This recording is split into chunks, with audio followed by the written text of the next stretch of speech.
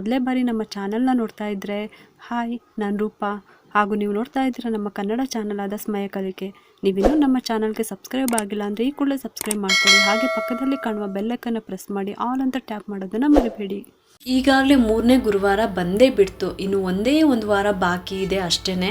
ಹಂಗಾಗಿ ಇನ್ನು ಯಾರೆಲ್ಲ ಮಾರ್ಗಶಿರ ಗುರುವಾರದ ಲಕ್ಷ್ಮೀ ಪೂಜೆನ ಮಾಡ್ಕೊಂಡಿಲ್ವೋ, ಇನ್ನೂ ಮಾರ್ಗಶಿರ ಮಾಸದ ಗುರುವಾರದ ಲಕ್ಷ್ಮೀ ಪೂಜೆಯನ್ನು ಶುರುನೇ ಮಾಡಿಲ್ಲ ಅಂತ ಅನ್ನೋರು ಕೂಡ ಈ ವಾರ ಆದರೂ ಖಂಡಿತವಾಗ್ಲೂ ಮಾಡ್ಕೊಳ್ಳಿ. ಇನ್ನು ಹೊಸದಾಗಿ ಇದೇ ಮೊದಲನೇ ವಾರ ಯಾರಾದರೂ ಪೂಜೆ ಮಾಡ್ತಾ ಇದ್ದೀರಾ ಅಂತಂದರೆ ಈ ಪೂಜೆಯನ್ನು ಯಾವ ರೀತಿ ಮಾಡ್ಕೋಬೇಕು ಅನ್ನೋಂಥ ಮಾಹಿತಿನ ಸಂಪೂರ್ಣ ವಿವರವಾಗಿ ಪ್ರತಿ ವಾರನೂ ಕೂಡ ತಿಳಿಸ್ಕೊಟ್ಟಿದ್ದೀನಿ. ಆ ವಿಡಿಯೋ ಲಿಂಕ್ನ ಡಿಸ್ಕ್ರಿಪ್ಷನ್ ಬಾಕ್ಸ್ನಲ್ಲೂ ಕೂಡ ಕೊಟ್ಟಿರ್ತೀನಿ. ಸರಳವಾಗಾದ್ರೂ ಪೂಜೆನ ಮಾಡ್ಕೊಳ್ಳಿ. ಮಾರ್ಗಶಿರ ಮಾಸದ ಮಹಾಲಕ್ಷ್ಮಿಯ ಕೃಪಾ ಕಟಾಕ್ಷ ನಿಮಗೂ ಆಗಲಿ ಅಂತ ಕೇಳ್ಕೊಳ್ತಾ ಈ ವಿಡಿಯೋನ ಶುರು ಮಾಡ್ತಾ ಇದ್ದೀನಿ.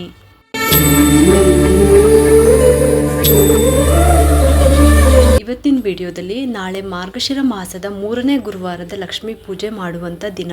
ನಾಳೆ ಲಕ್ಷ್ಮೀ ಪೂಜೆ ಜೊತೆಗೆ ಅಷ್ಟಮಿ ಇರೋದ್ರಿಂದ ಕಾಲಭೈರವೇಶ್ವರರ ಪೂಜೆ ಮಾಡೋದು ಒಳ್ಳೆಯದು. ಅದಕ್ಕೋಸ್ಕರ ಸರಳವಾಗಿ ಈ ವಿಡಿಯೋದಲ್ಲಿ ದೀಪಾರಾಧನೆ ಬಗ್ಗೆ ತಿಳಿಸ್ತಾ ಇದ್ದೀನಿ. ಮೊದಲು ಅಷ್ಟಮಿ ತಿಥಿ ಯಾವಾಗ ಪ್ರಾರಂಭ ಆಗುತ್ತೆ, ಯಾವಾಗ ಮುಕ್ತಾಯ ಆಗುತ್ತೆ ಅಂತ ತಿಳ್ಕೊಳ್ಳೋಣ. ಮಾರ್ಗಶಿರ ಮಾಸದಲ್ಲಿ ಲಕ್ಷ್ಮೀ ಪೂಜೆ ಇನ್ನು ಯಾರೆಲ್ಲ ಮಾಡ್ಕೊಂಡಿಲ್ವೋ ನಾಳೆ ಖಂಡಿತವಾಗ್ಲೂ ಮಾಡ್ಕೊಳ್ಳಿ. ತುಂಬಾ ಒಳ್ಳೆಯ ದಿನ.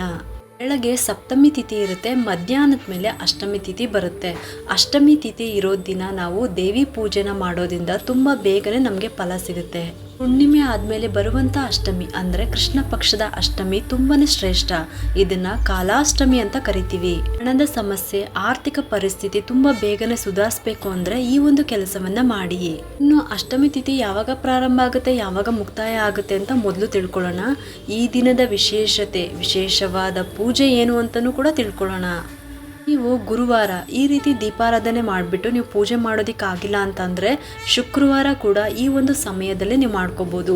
ಇದೇ ಗುರುವಾರ 11ನೇ ತಾರೀಕು ಮಾರ್ಗಶಿರ ಮಾಸದ 3ನೇ ಗುರುವಾರದ ಲಕ್ಷ್ಮೀ ಪೂಜೆ ಇರುತ್ತೆ.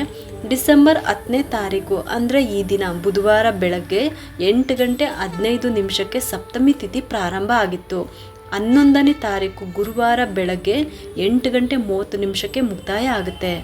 8:30 ನಂತರ ಅಂದರೆ ಇದೇ ಗುರುವಾರ 11ನೇ ತಾರೀಕು 8:30 ನಂತರ ಅಷ್ಟಮಿ ತಿಥಿ ಇರುತ್ತೆ. ಹಾಗಾಗಿ ಈ ದಿನ ಸಂಜೆ ನೀವು ಬೆಲ್ಲ ದೀಪಾರಾಧನೆಯನ್ನು ಮಾಡ್ಬೋದು ಲಕ್ಷ್ಮೀ ಪೂಜೆ ಜೊತೆಗೆ.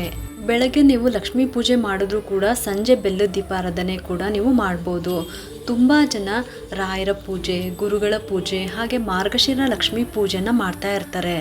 ಗುರುವಾರ ತುಂಬ ವಿಶೇಷವಾದದ್ದು.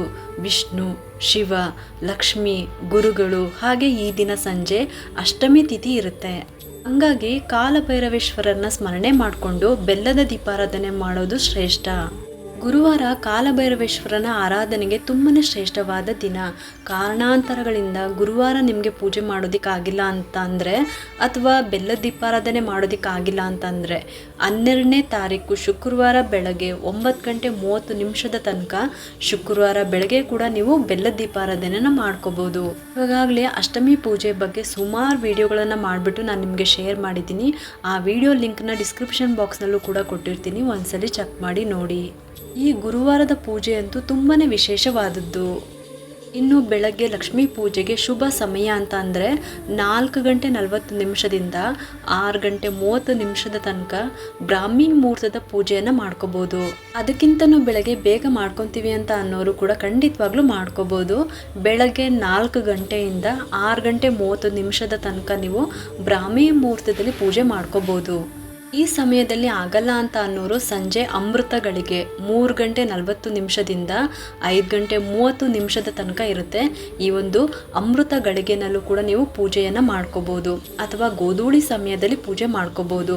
5:30 7 ಗಂಟೆ ತನಕ ನೀವು ಲಕ್ಷ್ಮೀ ಪೂಜೆನ ಮಾಡಿಬಿಟ್ಟು ಬೆಲ್ಲದ ದೀಪನ ಹಚ್ಬೋದು. ನೀವು ದೀಪ ಹಚ್ಚಿರುವಂಥ ಈ ಬೆಲ್ಲವನ್ನು ಸಿಹಿ ಅಡುಗೆಗೆ ಉಪಯೋಗಿಸ್ಕೋಬೋದು ಅಥವಾ ಹಸುಗಳು ನಿಮ್ಮ ಮನೆ ಹತ್ರ ಏನಾದರೂ ಸಿಕ್ಕಿದ್ರೆ ನೀವು ಹಸುಗೂ ಕೂಡ ತಿನ್ನಿಸ್ಬೋದು. ನಾನು ಪ್ರತಿ ಪೂಜೆ ಮಾಹಿತಿ ವಿಡಿಯೋದಲ್ಲೂ ಕೂಡ ನಾನು ಇದನ್ನು ಹೇಳ್ತಾ ಬಂದಿದ್ದೀನಿ ಈ ರೀತಿ ಮಾಡಬೇಕು ಅಂತ.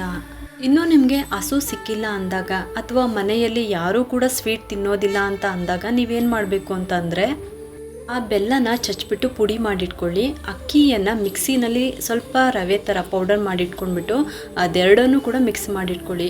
ಇದನ್ನ ಇವಾಗ ಏನು ಮಾಡಬೇಕು ಅಂತ ಅಂದರೆ ಇರುವೆ ಗೂಡುಗಳಿಗೆ ಇದನ್ನು ಹಾಕಬೇಕಾಗುತ್ತೆ. ಹಣದ ಸಮಸ್ಯೆ, ಆರ್ಥಿಕ ಪರಿಸ್ಥಿತಿ ತುಂಬ ಬೇಗನೆ ಸುಧಾರಿಸುತ್ತೆ. ಅಷ್ಟೇ ಅಲ್ಲದೆ ಅಕ್ಕಿ, ಪಕ್ಷಿಗಳು ತಿಂತವೆ.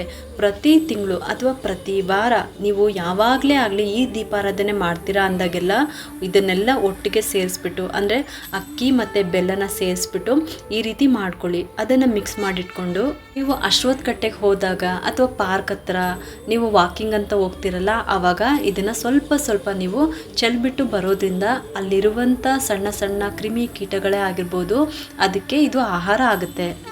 ಇಷ್ಟು ಕೂಡ ಮಾರ್ಗಶಿರ ಮಾಸದ 3ನೇ ಗುರುವಾರದ ಪೂಜೆ ಜೊತೆಗೆ ನೀವು ನಾಳೆ ಕಾಲಭೈರವೇಶ್ವರರ ಪೂಜೆಯನ್ನು ಮಾಡ್ಕೊಳ್ಳಿ. ಹೆಚ್ಚು ಖರ್ಚಿಲ್ದಂಗೆ ತುಂಬಾ ಸರಳವಾದಂಥ ಪೂಜೆ ವಿಧಾನ. ಯಾರಿಗೆಲ್ಲ ಸಾಧ್ಯ ಆಗುತ್ತೋ ಖಂಡಿತವಾಗ್ಲೂ ನಾಳೆ ಮಾಡ್ಕೊಳ್ಳಿ ಅಂತ ಹೇಳ್ತಾ ಈ ವಿಡಿಯೋನ ಮುಗಿಸ್ತಾ ಇದ್ದೀನಿ. ಈ ಒಂದು ಉಪಯುಕ್ತ ಮಾಹಿತಿ ನಿಮ್ಗೆ ಇಷ್ಟ ಆಗಿದ್ದರೆ ಒಂದು ಲೈಕ್ ಮಾಡಿ, ಶೇರ್ ಮಾಡಿ ಮತ್ತು ಸಬ್ಸ್ಕ್ರೈಬ್ ಮಾಡಲು ಮರಿಬೇಡಿ. ಏಕೆಂದರೆ ನೀವು ಮಾಡೋ ಒಂದು ಸಬ್ಸ್ಕ್ರೈಬಿಂದ ನಮ್ಮಂತಹ ಸಣ್ಣ ಚಾನಲ್ಸ್ಗೆ ಒಂದು ಸಪೋರ್ಟ್ ಮಾಡ್ದಂಗೆ ಆಗುತ್ತೆ.